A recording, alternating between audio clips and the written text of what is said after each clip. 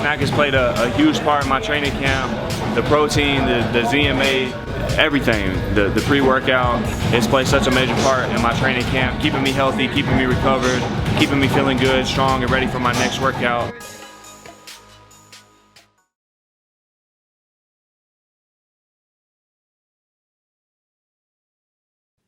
Explain the situation Of Tyson.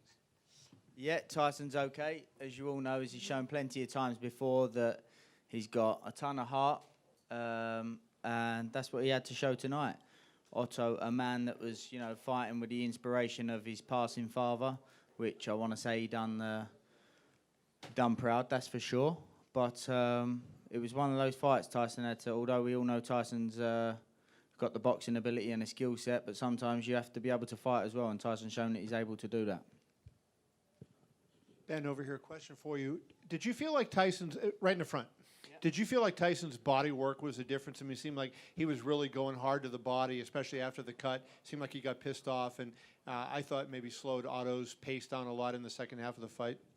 Yeah, I mean, I've got to be honest, I had a feeling in the back of my mind that the fight was going to have to go that way. I knew that Otto could box. I knew that he had good pedigree. And I knew that he could make himself awkward. But I also knew that he didn't have the engine of Tyson, the size of Tyson, the heart of Tyson, the desire of him. And I knew that we had to have it in case he needed it, because I had a feeling that he might need it. And it turned out that he did, but luckily he had it in the locker.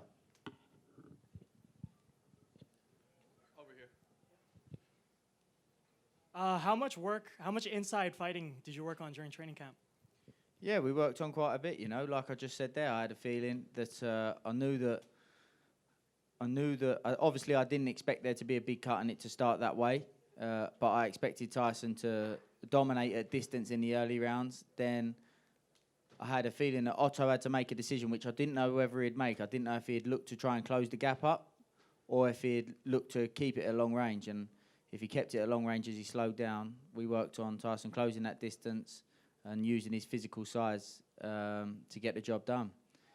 It didn't turn out exactly that way, but it turned out that Tyson needed it, and luckily enough, he had it. Ben, could you explain to us basically the role that Jorge Capetillo has in the camp with you guys? Obviously, the last fight was the first fight that he worked alongside with you in the corner. Could you explain the role that he has?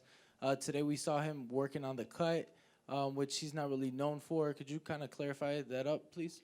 Yeah, Jorge's, ever since we've been finishing our training camps off over in Las Vegas, Jorge's looked after us, treated us well, and he's been a real help in the gym day in, day out, and he's been an absolute pleasure to be around. He's an absolute gentleman, and, I've got to say that he done a fantastic job on that.